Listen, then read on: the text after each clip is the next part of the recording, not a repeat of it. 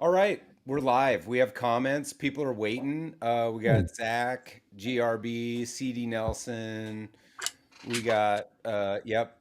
Brian let people know we were having tech difficulties. Mark Spurgeon's in the chat. We got all the bros here. So let's roll that intro, get into this super fun conversation with Brian from Searching for Tone. You roll it. You're live in 3, 2, 1. Oh, what You're happened? live in 3, 2, 1. Okay. I don't know. It's not doing it. That's all you get, folks. Yeah. We're making it work today. We're just here to make it work. What's up, Jimmy? Brian, welcome to OnlyFrets and welcome to Technical Difficulties, sir. Honored to be here, guys. Glad to meet both of you finally, face to face. Yeah, man. Yeah, absolutely. So maybe the first thing I wanted to get into with you was you kind of, as we spoke about earlier, you touched on it on Off the Rails last night. Everybody go check out Brian's channel if you're not. I think everybody here knows, but you're taking the 52-week guitar lessons from Brandon. I can't remember his last name. Dion. Yeah, and there was some rifting going on between he and Mr. KDH, everybody's favorite Irishman, Yeah. on YouTube recently. Did it sway you from taking lessons, sir?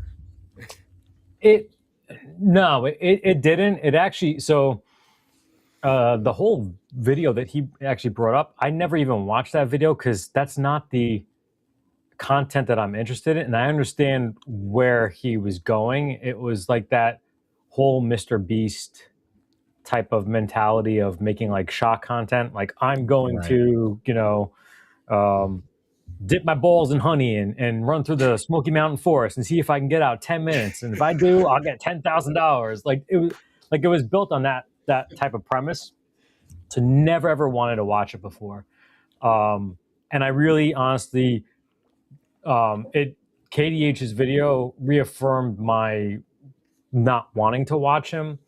Not to get on a too long of a tangent, but like I feel like the guitar niche is that one place where we could all be non-political. So in our reporting, it shouldn't be one side, other side. Present the entire facts, and if you still think the person is a jerk, then the person's a jerk. But I have done a video a while ago about Rob Chapman, and actually KDH's video was took the kind of premises of it. And that actually points more towards this. And I mentioned it last night that, Rob Chapman was doing a video on like his top Christmas presents. And he's talking about his snake oil pedals. He goes, these would be fine pedals for any Christmas gift. I have no affiliation with them. I remember that. And then he laughed about it. Yeah. I remember cut it off right then, like right at that moment. And KDH comes in and goes, he owns the fucking company. Well, if you let it play out a couple more seconds, you could see that sarcastic laugh. And anybody who knows Rob Chapman that would be watching that video would know that he owns snake oil pedals. And there was a whole bunch of other things I pointed out. And that's the thing that I hate, is that you only show the things to, to paint the picture that you want to paint. He never also... so when I watched the video, I'm like, it was pretty cool about Rock Lock in Brandon Dion's video. Rock Lock came right up to him, not because it was him, but Rock Lock was really cool in being proactive and like, hey, check this product out. And John just did another video about them. And he said that was really cool. Like, so you didn't even take the opportunity to take a negative video and highlight some of the good, at least the brands out there, not Brandon himself, but you could have taken that opportunity because he didn't want to show any of the good part of that. Right. Yeah. So like, I honestly, I've always said I can't really take what he says if it's true or not. Like I know, everybody always talks about Behringer pedals, how like they're the worst criminals in the world, and I think it really comes a lot from his video reporting. But can I really be honestly take his opinion for truth for what it is? Yeah, You know, Right. like, so I couldn't be mad at Behringer at all. I love that line of pedals. I think Yeah. they're awesome. Like if I had 0 pedals, I would literally buy that entire line. Like if I had no pedals and money to burn, I would just buy that whole line of pedals because it gives you everything with the actual vibes of the era in which they were built. I think it's the Right. coolest fucking yeah, idea I've ever seen in a pedal line. Like forget like the Boss, like boxy with neon colors. Like this one has the vintage vibe to it at a very reasonable price. How can you right. Right. go about that like at all?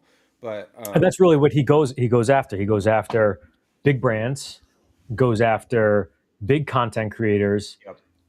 to target them. And I understand why you. And he's basically the um, a culprit of the same type of content. Like he's going after the big YouTubers, just like he in that video, the only video he's ever made like that too. On top of it, but like there's like to me there's plenty of other frauds out there. There's channels out there that buy subs, that do fraudulent stuff, that fix things.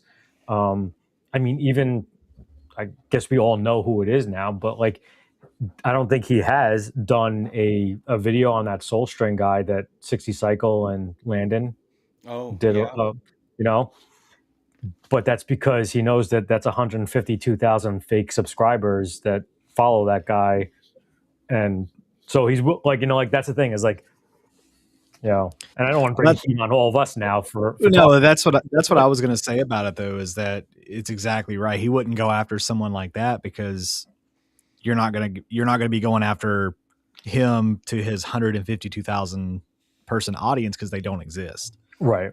Or if they exist, no one is actually invested. Mm-hmm.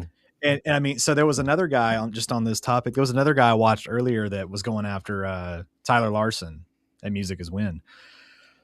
He was basically going after his Guitar Super System course. Oh, I saw that. I saw that video. Did you? Yeah. So that is, yes. And I mean, people were ripping that dude to shreds in the comment. They're like, this is embarrassing and you don't know what you're talking about. And like, yes, he's kind of an arrogant guy, but like,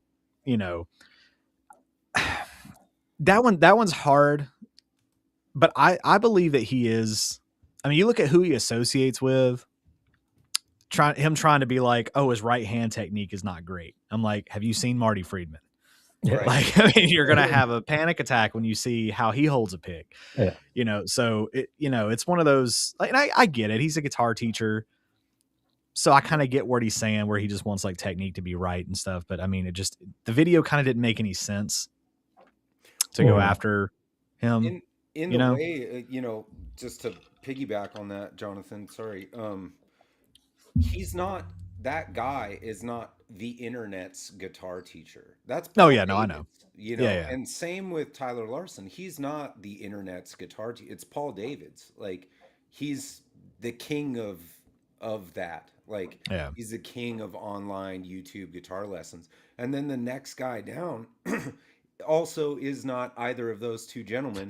It's also Marty freaking Schwartz is like right below Paul David. So if you want like excellent technique, you go to Paul. Like if you want to nerd out about the technique, you go to Paul David's, and if you want to just learn a cover song, you go to Marty Schwartz. And then anybody below that, in as far, when I say below, I don't mean in skill or capability, but like anybody below that in subscriber level or sort of societal influence, you just take your pick.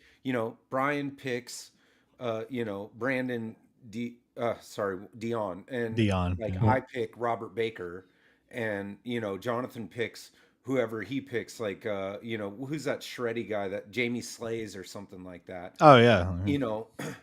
Like we all just choose our own adventure. Somebody's gonna pick Music Is Win and do the Guitar Super System, and I bet you they'll get better. Because that's the way it works. If you're willing to put in the work, it doesn't really matter who's teaching you. You're going to spend time learning. So I just thought it was really interesting, trying to, like that one you were talking about, that guy trying to tear down Tyler Larson, or KDH trying to tear down Brandon Dion. Like, it doesn't make any sense. Like, we shouldn't be doing that. Like Brian said, I'll tell you somebody who did this. Well, two people that did this whole tear down people the right way. First and foremost was iDubbbz back in the day when he did Content Cop. Basically, if that guy made a Content Cop video about you, you were done. You were absolute. But I mean, he wasn't like in the guitar space, obviously, but he did just actual like frauds or just bad people. And then I think his name is was it Jacoba Records or something like that? The dude that started talking about all the fake players. He like brought the fake Instagram players back up. And I think he was the one that exposed what's his face for doing the tabs on Instagram and selling the tabs. And that guy, I think he's the one that exposed him. Like, that's the right way to do it, because it's, to Brian's point, like actual bad people out there profiting off of other people's work and just being frauds. Like, that's how you do it. Right. But to get on a video and say like, I don't like his style of playing, and I think that his pick technique is wrong, and how he's teaching you how to, like, again, as a teacher, as you know, not me being a teacher, but from his perspective, I can kind of get it. If you see somebody teaching somebody something that might be not to your standard, okay, you can have an opinion on it. You can have an opinion on anything, but I don't know, to go into it as in depth as he did, just didn't seem, it seemed a little too over the top for me. And also to me, like, I don't know if he's ever reached out. I guess it's like the firefighter aspect of me is like, you warn somebody. Like, has he ever tried to contact that guy and say, hey, you know, like, you're doing all this stuff like that, and you're like right hand and pick techniquing was poor. I actually mentioned this a while ago. It's I don't really watch them, and I don't know if he has got good content, but you all saw probably Johnathan Cordy when he outed JHS, or tried to at least, and Josh came back with that great video on the cost of doing pedals and all stuff like that.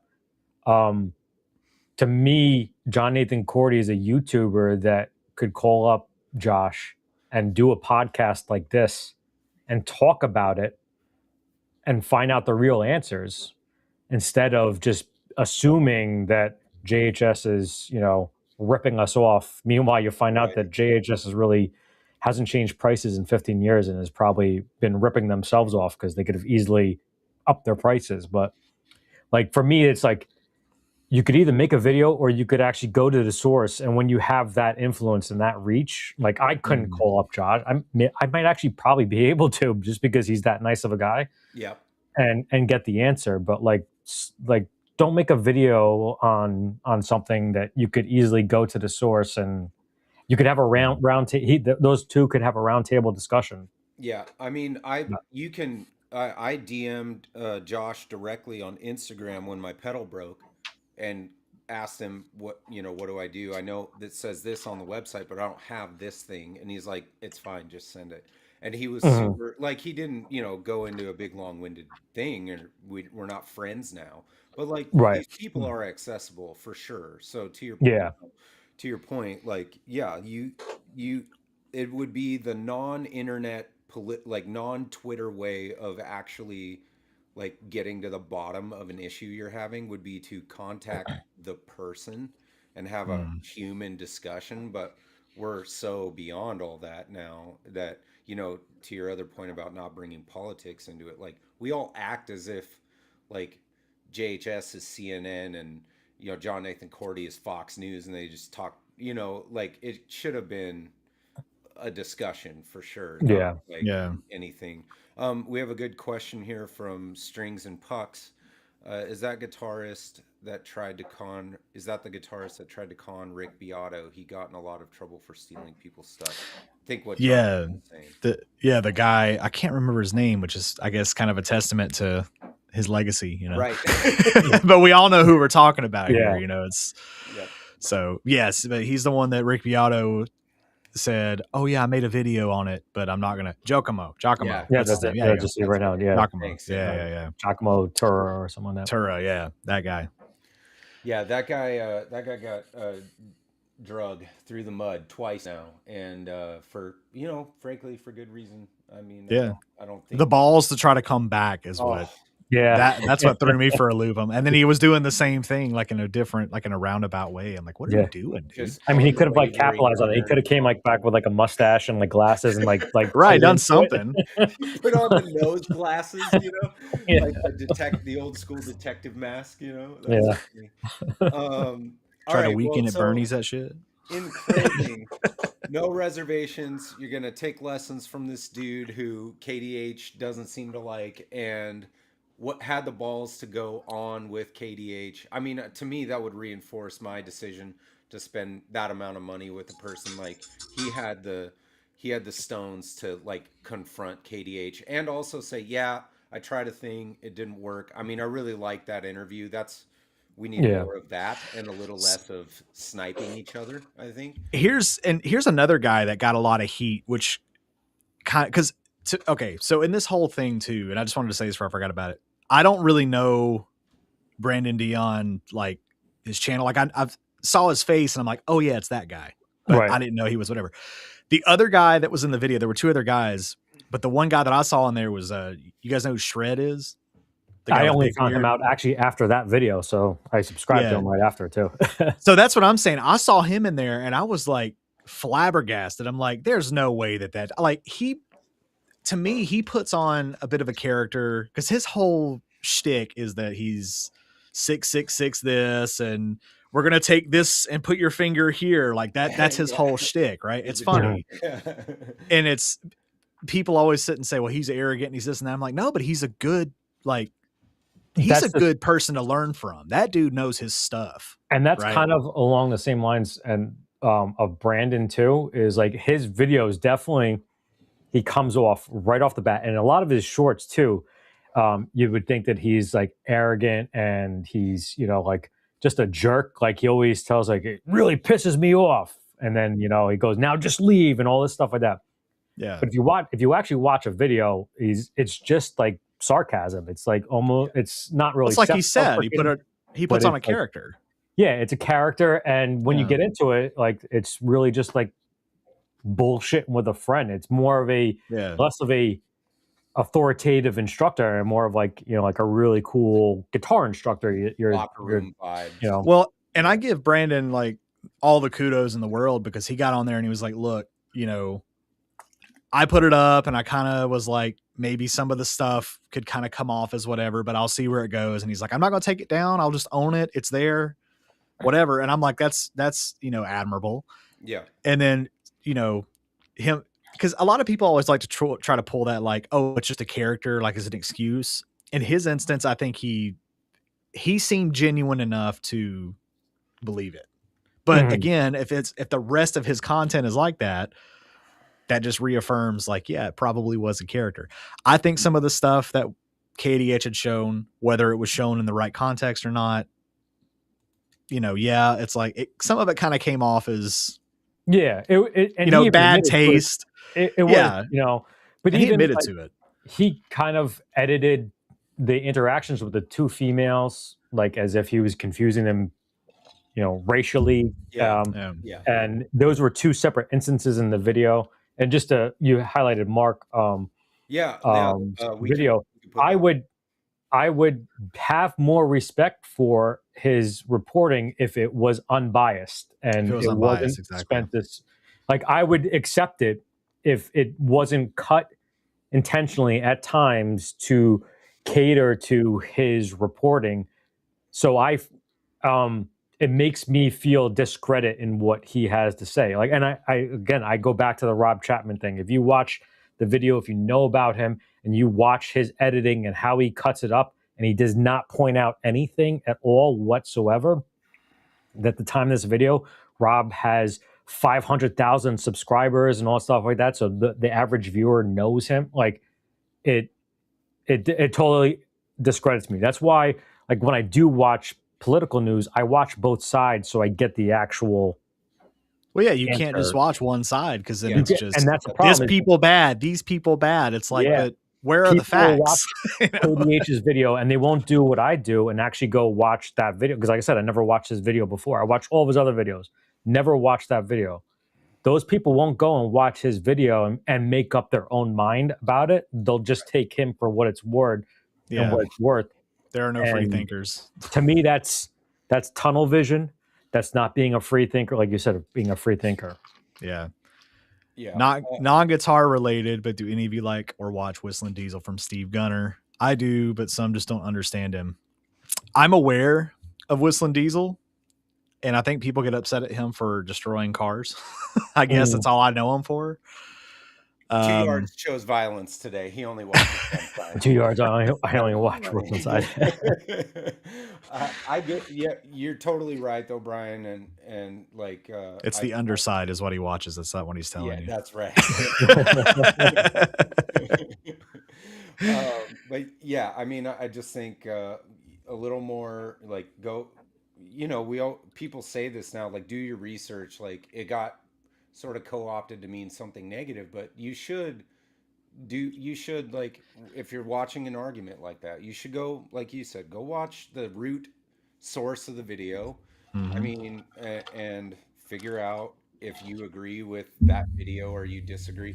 I will say, to Mark's point earlier, I do respect that aspect of KDH, the devil's advocate aspect. I'm with you, Brian, on his tactics. I can't really agree with, but I do respect the fact that he's got brass ones for sure. Like to be able to, like, he's willing to call out people on certain things, Andertons with their victory line. Oh yeah. The victory thing. Like, I never have a problem with shilling ever. I don't care about that. And he said he didn't either, but the way they did it, he didn't like.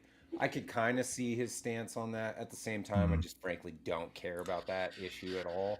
So I think KDH tackles a lot of things that maybe broadly we shouldn't or don't need to care about, but he really does, because he's got these principles, which, to Brian's point, sometimes he does not abide by himself. And so that's kind of the problematic part with him, I think. But right. Yeah. Strings and pucks. This is something I saw. Chapman got destroyed with a really bad deal from Guitar Center. It almost closed him down. So for anybody who doesn't know, that Chapman had struck a deal with Guitar Center to stock his guitars a while back, actually. It's been a long time since that happened, but I didn't know that the deal had gone bad. I just know that it was kind of rocky, I guess. Yeah. So I will say this, though. Could it have been, I guess, supposed karma for what he did to Riff City Music, where he supposedly got them? He didn't really help them as much, or maybe he did, but it was like he lied about what happened with them. I know he didn't like contribute to their downfall, but there was that whole Riff City Rob Chapman kind of quarrel that was going on there, where Joe was like, he's saying that he never made me pay for all the events that I did at the store, but we did, and like we gave him stuff and we did this, and he just was doing it like out of the goodness of his heart. And I'm like, that's my problem with Rob Chapman, is like, I like the dude. Yeah. And I've actually reached out to him to see if he wanted to be on this, and I, whatever. Right. Hey, Lucas. And no, I think that's he's a character for sure. I mean, and I mean that in like, he's a quirky dude. Yeah. I mean, which is what I've always liked about him. I mean, I revisit because it was just so watchable, but yeah, I always liked the Riff City part. And whether they both want to like admit to it or not, at the end of the day, it was both a business venture for both of them. Like, oh yeah, Riff City could say all that they want, but you approached Rob because he's a big YouTuber to help you out, and vice versa. He helped him get into USA and all that stuff like that. So, but that actually is like, I don't really like getting into those positions. I've actually gotten really close to a brand one time, and was, texting with the owner all the time, and got like too friendly, and then got to see the other side of the deal, and it totally turned me. Like I won't go out there and necessarily bash them, but you'll never see that brand on this channel again. Yeah. I don't want to say too much because, like, you can obviously go back and see what I haven't done recently. But like, I like in like this, I guess, kind of segues into what you wanted to talk about with Jonathan.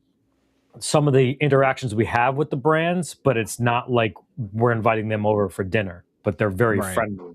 You Right. know, Yeah. like I like that where like they like compliment you and you know, they send you stuff and it's like cordial, like, oh hey, how you doing? You know, so and so, but it's not like I don't ever want to get like close again because I Yeah. don't want to be let down, or also I don't want to feel like I have to say something that I never have, but like Or just feel like you know, you're turning on somebody when you're just frankly not. Like, you know, you don't want it to look like you hate somebody even though you don't hate them at all. It just wasn't right. good.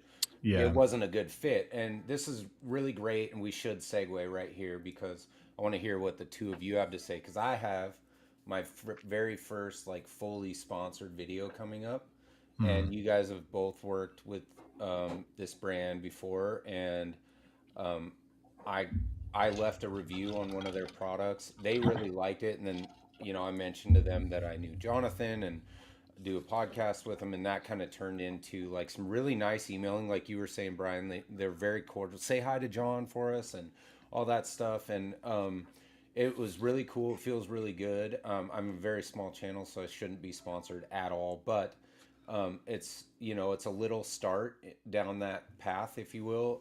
Yep. And I'm excited for it, but I don't know these ins and outs the way you guys do. So this is a really good segue. So I would say, you know, what, you know, maybe Brian, you want to start us off, and Jonathan can piggyback there. But like, what are, besides what you've already mentioned, you know, what are some things to look out for, pitfalls uh, to not fall in, you know, traps not to get caught in, and stuff like that. I've got one, but I'll let Brian go Yeah. first. I think it's really so I haven't made it to the arena yet of getting anything more than the product, which I'm fine with it at this point. Not really you know, I feel like getting the content out to the people is more important. The first thing like is a little pushback. Sometimes they'll give you like they want I don't know if I have like I actually just the pedal that John just did recently. Cool Like pedal. they may I'm really excited to check this out after watching this video. Yeah. Yeah, it's a cool pedal. When not saying them specifically, but sometimes you'll get a brand that'll say we want you to put Locato Super Drive in the thumbnail. We want you to put it in the title of the video, all this stuff like that. Yep. And I'll give pushback, and I'm like, listen, I understand you're a brand. Like I don't put it this way, but I put it nicely. Like that's not how YouTube works. Like not saying that I would do this, but you don't want to put Locato Super Overdrive on the thumbnail. You want to use all your stuff to the maximum. So I'll tell them like, you want to. I'm gonna put like SD1 Killer on the thumbnail. Not that I'm gonna do that, but like like this is the best overdrive on the market. Nowhere is anybody looking up Locato Super Drive pedal that's going to be searchable or anything like that whatsoever. So pushing back on those things, I say is a little bit of a, you can do it. Like, don't feel like because they approach you and they say that they want 3 to 5 minutes. We want, to see the video. I post a video and it's like, oh, here's the video. Like they always say like, we want to see the video ahead of time and all that stuff like that. I don't let them edit stuff, like, like, oh, here's the video. It's live. But right. There's nobody telling you out there. So that is pretty much exactly the point. Hold on. Yeah, and that's pretty much exactly the point that I was going to make. So what I do is I'm pretty reasonable with putting forth a price for stuff. Like, I mean, it's extremely reasonable. Mm-hmm. And I actually went and made like an email template that I will send them. That's kind of like a contract, because for my day job, I work in contracts. So like I do this all the time. So I kind of know how to make. Oh crap. Yep. We lost him. Anyway, we'll keep the conversation going. I'll assume we'll be back here shortly. But I mean, that's good advice. Johnathan has recently jumped into like a like what he was going into there, where he's setting the terms a little more. And Right. Yeah. think, like, the email I got from the company I'm going to work with, and it's in the thing, so it's just Guyker, and the email I got from them was nice. Nothing seemed unreasonable, but Yeah. it's good advice, because I don't want to go down that path and say, well, that wasn't unreasonable, and then have that sort of condition me to accept something that is unreasonable later. Right. Yeah. Exactly. So And the thing is, like, honestly, I think they really just all are looking for exposure. So they're blasting out a million YouTubers at a time, and they'll circle back. Like, I haven't heard from Hokkaido in a while, and they come back. But it's just always they're never ever gonna. A lot of them do take criticism or critiques, right. So they're not gonna like out you because you say like, this wasn't the best pedal out there or something like that, or this wasn't good. It's just that some of them are starting to catch on to more of a metric standpoint. Like, I wouldn't think that anybody would send me stuff, but they're slowly getting onto it's not the subscriber count, it's the reach. Yep. Because you see, like, circling back to the KDH thing, there's a lot of channels out there with 10, 15,000 subscribers that built themselves up fraudulently, that are getting products that aren't getting them the exposure at all. Like, because it was fake sub counts, it was, fake views. Meanwhile, I'm getting, even if I get only 150 views, I'm getting 150 honest views on that pedal. Yeah. If I sell one, it's worth it to them compared to that channel that, has all the fraud out there. So, Johnathan, welcome back, dude. Hey. Still a little glitchy.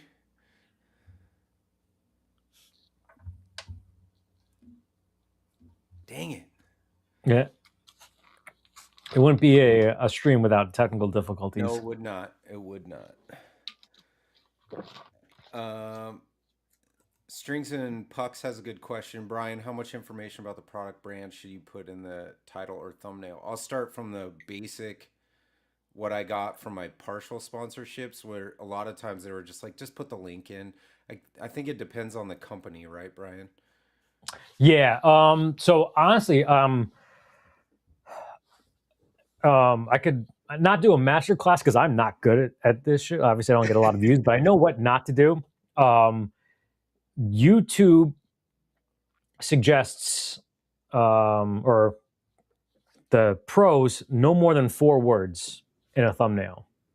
It can get a little bit, sometimes if you need to, but you see some of the people, they put in their thumbnail, like the entire description of the guitar, like mahogany body, single cut, right, Les Paul style guitar, like more of an ad read. You've lost the person already. You've totally lost the person. Speaking of losing people, am I back? You're back. Yeah, you are. Okay. There you go. Clear day, son. Sorry, So honestly, I had to go anything. take care of your guys' mom real quick. Yeah, had to. Yeah. Anyway, I don't think putting anything of, as far as like, you if you're putting this pedal out there and it says super dry pedal, you don't have to put anywhere in your thumbnail at all. Anything you already have. That's the best part. You've already got some word on there. You already got something out there. So, use everything to your maximum, but don't double down. Like, also, like, if you're gonna put overdrive pedal for whatever reason on the thumbnail, don't put it in your title. Use everything to your maximum abilities. So yeah, so I would say don't even bother putting, like you put a Fender logo in there if you're doing a Fender, or if you're doing something combating Fender, like a Fender killer. Yeah. Like I think I'm gonna do a video on my Moore. I think I'm gonna do like a Helix killer on there and just get the hate right off the bat. Yeah. Well, hey, you know what? I did that with a video, and it is by far my most first video to hit over 100,000 views, and it just, I mean, it just blew. It was a Lakato thing. Yeah, funny enough. And I did that. I put I think I called it the Kemper Killer. I said it was like a $79 Kemper Killer, and I mean, it took off, and I was like, oh, this is it. I'm in the big time, and nothing's done it since. But yeah. What were you going to say about your contract thing that you send companies? That was interesting, Johnathan. Right. So what did you hear before I went away? You have almost like a contract that you send the company with a reasonable fee. So yeah. So I have. So my day job is I work in contracts. Okay. So I know how to kind of do this. I've got termination clauses. I've got my pricing for full length videos, short videos, and I made one recently for ad spots where you make a video that's not related to it, but then it's like, this video is sponsored by this chair brand or whatever. And it's like, you know what I'm talking about. Right. So I made a thing for that. So that's a good idea to do, is don't shortchange yourself. Like maybe in the beginning, right. Exactly. Accept the product just to get your foot in the door. Baby steps. I mean, build yourself up to that. Companies like Lakato will do that, right? Like they will stuff all day long once you surpass a certain point, right? But the problem with that is kind of once you start to accept that free product, you can't then turn around and say, well, now I expect to be paid for it, because they're going to be like, well, we're not going to work with you no more. Right. That's somebody else out there that so and they've got a million other people that, and you know what, to me, I'm like, that's kind of fine, because in my thing too, and this is another lesson I'm gonna pass to everybody. Try to keep it within your niche, because I shamefully at this point have done things that is not, they're not like in the niche per se. Like they're not really guitar related. Like I had no business doing like a drum kit. I'm not a drummer. But in my mind, I was thinking, look, I'm getting a free like drum kit that I can then turn around and sell if the video doesn't perform well, and then recoup my money. But that's how I spin it too. I'm like, look, I'm still a smaller channel. If the video doesn't perform well, I still need to make some kind of money, because like I said, that's generally how I fund a lot of my stuff, is I'll sell off all the stuff. But yeah, I mean, it's don't shortchange yourself. I mean, even if you're like, I'll do it for $50. Yeah, they'll pay you $50 through PayPal, and then you get to keep the product on top of that. And I mean, that's fairly reasonable. Right. And then as you grow, like I even have a part in there that says the price can change without me telling you as the channel continues to grow. If I hit 10,000 subscribers tomorrow, I'm doubling my price. That's just that, because, and it's still really reasonable. But I was saying, I had to make, and I didn't normally do this. I just kept it within the emails, and it was there, boom, boom, done. But there's a company that I've been working with recently that I've gone back and forth and back and forth and back and forth with. And I think I'm finally done with it. But they did exactly like you were saying. They wanted to look at the video before it was done, which I generally don't have a problem with until they start requesting a bunch of changes like this company did.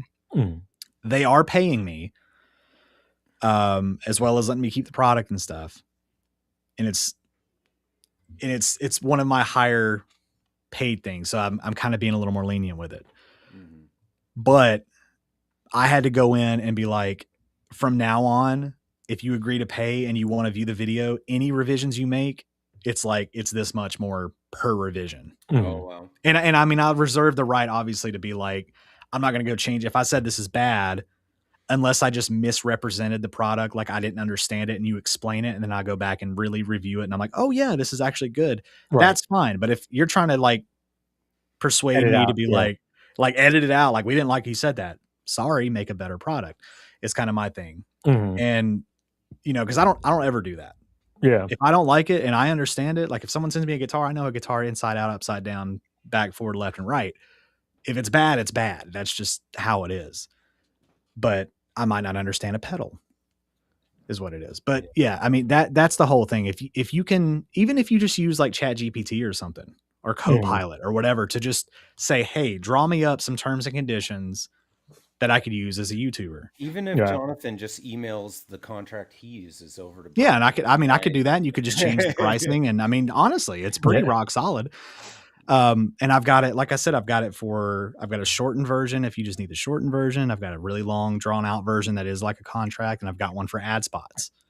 So, Brian, your channel's like really hot fodder for this kind of thing, because you really, I mean, the way your rise has been really awesome to watch. And I mean, I love the live stream. I think you do a great job with that. I love all the segments, like watching a TV show essentially, versus my Friday Night Live, which is watching some guy fumble around on guitar for 3 hours and talking to him.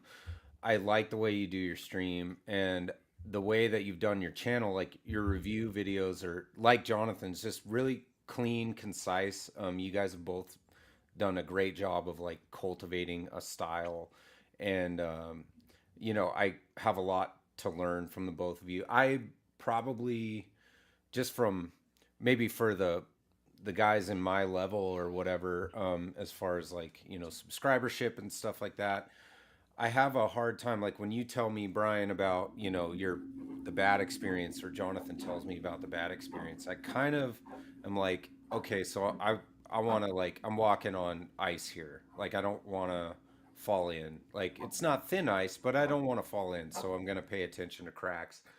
And I also don't want to lose sight of the tinkering aspect of my channel, the actual playing. It's called Sean Plays Guitar, not Sean Knows Guitar, right? Like, I play for fun. And so a lot of times I don't want to lose sight of, Johnathan and I were talking about this last week, like, of making music. And actually, Brian, I think that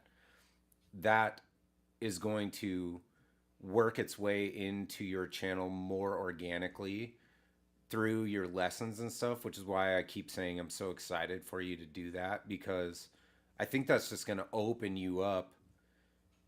Like, you might play on a live stream after a few weeks, you know what I mean? Right. Like, it'll kind of add to your bravery with playing and stuff like that, which I think you should, Well, I even thought about, like, I was trying to start to like build stuff back, because that's where I do most of the playing back there, is even like if I did a live, like practice, like just I'm going live at 2:00 today, and obviously being mindful of everybody else's live streams, because I believe in that. I believe in, like, I would never do a live stream if you want to, but I would never do a live stream at 2:00 Eastern Standard Time on a Thursday because of you guys. Like, I love both your channels, and I wouldn't do that. But like, if somebody were to do that, like, I say nobody owns YouTube, but like, I wouldn't step on any other brother's toes that I'm friendly with. So, oh crap, we lost John. But yeah, I mean, the biggest thing I say is not to mix too much. Like, I did my first lesson. I actually had a video not too long ago where I was just talking about a couple of aha moments as far as scales, and I just never got to putting it out. Like, you don't want to, like, mix too much crazy in, like, guitar is a very wide reaching niche. So I'm trying to think of things that you could do that you shouldn't do, but there's not too many you can't do. Like, you could obviously build a guitar, mod a guitar, play guitar, do pedals, do amps, like that. So there's really not too much, I would say. You could do lessons. You could, like this chord, or like, this scale structure or something like that. Well, I mean, it's like everybody, like, going on the lessons, even if you're not the greatest guitar player in the world, you might have, I mean, everybody develops their own style at some point. And I get calls spam calls nonstop, every time. Anyway, God almighty. But everybody kind of develops their own style, and there could be something that you do that someone's like, ooh, that sounds cool. I like that. That's new. That's fresh, or whatever. And it's like, you could be like, yeah, here's how you play like this. And then you never know. I mean, that's the hardest part of it, is that the guitar market, the guitar niche is so oversaturated with just stuff. Yeah. There's a new guitar coming out every other day and new pedals and Yeah. everything. And it's kind of all just played on the same had for years and years and years. So it's hard to stay excited about a lot of stuff. It's hard to create content around a lot of stuff. And that's kind of where I've come to realize, like, I need to do something different because I'm getting not burnt out, but I'm just getting kind of like, here's another thing. Well, aren't we all, like, as a collective to a degree? Like, Brian, there's way to make these interesting. Brian did that video. I liked your pedal video. It's another tube screamer though, which is, kind of like we all feel it, like the monotony of it, Mhm. of the gear and stuff, which is why I think it's great timing for searching for tone to dive into lessons. My lesson video that I did, a review of Robert Baker's 80s licks course, that is one of my best, like, performing videos Yeah. in recent years. Like, I think I have, it's not even quite to 1,000 yet, but it's way closer to 1,000 than any of my other stuff in the past year and a half. Yeah. People like watching us do the thing that we, review pedals for and stuff like that. Like, they like watching us play. So I think it's great timing for searching for tone to, like, get into, and it's not that you don't play ever, you do. And it's, Yeah. but I think diving into the nitty gritty of, like, learning a new thing. People, I mean, how well do those year of progress videos always do? Brian, Oh if yeah. you documented a year of progress, like, Right. just, 15, 20-second clips every day that you took a lesson and you documented that video would get 1 million views. And I'm not joking, because there are people who don't even have guitar presence on YouTube that post their year of progress videos, and I see them in my feed, and they pop up every once in a while, and I'll watch the whole fucking thing. Like, Well, and it's kind of like the thing what I was saying that I was going to do, the idea that I had last week for the next year. In a way, that's kind of not a progress video, but it's an experiment that I would like to do, that I would like to provide updates on in between, and not as a guitar player, but as a YouTube person. Well, I don't say right. personality, but as a YouTuber, right? Right. Someone doing YouTube, because it's going to force me to get creative in different ways. So that's going to turn around and make it fun, which is what Lucas was saying Yeah, there. great. Make it fun, make it more fun, make it more involved. Like, I don't know. I'm at a point where it's like when I do a sponsored thing, and I mean, they end up being like 20 minutes long. So I put a lot of work into them, and then, like, Yeah. nobody watches them. It's that constant, like, I don't want to do that. Like, I love getting sponsored stuff. I love checking it out, but it's like, it's that, like, draining feeling of, like, oh, it's 20 views in 3 days, like, because no one cares. Or whatever it is. Or what am I doing wrong? What is YouTube not pushing this forward? Like, did I do the wrong tags? Like Brian was saying, did I put something wrong in the thumbnail, or did I not put something right in the description, or whatever it is, So Yeah, I mean, Jason and I talk about this all the time too, Jace Allen, and it's like you either have to fully dive in to catching the hate and doing the Helix killer, the Fender sucks. You have to totally dive into it and take the punches, or this is clickbait. this is clickbait. Well, The game. You don't want to watch it, and I do, and he actually had a little bit of an issue where he had, like, one time where he did, like, like the Chinese guitars suck thing, and then the American guitars suck thing, and basically got massive views from both sides, on each individual both video. sides, yeah. And now you're commingling your stuff. Now people think that you're like, and I'm pro everything. Like, I don't care if it's $200 or if it's $200,000. If I can afford it, I'll try to get it. But, like, Yeah. I don't knock either one of them. You know who's a good channel for that kind of stuff? I've been watching him more recently. Is Jace Allen. Anybody's ever heard of him? He's Yeah. a frequenter of Brian's live stream. So yeah, Jace Allen is cool, dude. Like, Yeah, I saw one earlier where he's reading a bunch of the hate comments and stuff, and I was like, yeah, I agree with your rebuttal to it. And, like, why are, what was it, the resale value on guitars? And I'm like, he's like a Midwest You know. version of you, Jonathan. Yeah. He ain't got that Southern flair to him, but Right. his channel actually is very reminiscent to me of yours, and I fell in love with it because of that. Like, I don't know, I have to get going here, boys, but I just want to say, like, I really appreciate, like, Brian, you coming on. It's really Absolutely. nice. Your community is that you built is like now part of mine and part of ours over here, on OnlyFrets, and it's just really cool to get to talk to you face to face, and I'm sure we'll have you back on again at some point. Oh Yeah, yeah, it'd be great. absolutely. Yeah, Definitely. you're a great hang, dude. Yeah, definitely, man. But yeah, I unfortunately I got to get this family on the road. My one of my family members is retiring this week, and we're doing a surprise retirement party down at my work in Portland, Oregon, where my home office is. So I got to get on the road. But yeah, dude, Sweet. this was awesome. Thanks for the advice, both of you. Yeah, totally. Anytime, And yeah. it's kind of cool because now we're all kind of running. Like, I know, Brian, you've done Guyker stuff, and Jonathan's done a bunch recently. So I appreciate, like, especially a company you guys both have experience with. They seem great. Oh yeah, they're awesome. Yeah, they're awesome. They're great to work Yeah. with. Oh, it's cool, dude. Brian, any last words? You got anything coming up you want to shill or plug or anything like that? Nah, usual stuff. Wednesdays, Saturdays. Try to Nice. drop a video every Saturday, but depending Cool. on life and all that stuff. But Jonathan, anything you would like to shill or plug on Electric Flamingo? Just some more sponsored stuff that I've been trying to knock out, and yeah, like I said, stick around for the new year because I'm gonna change stuff up a little bit and bring it back to the guitar niche, and just a couple of the little like series of things that I have coming. I think are going to be rather interesting. I'm still working out some details on it, but yeah, come the new year, things are going to definitely try to change a little bit on my end. So Very cool.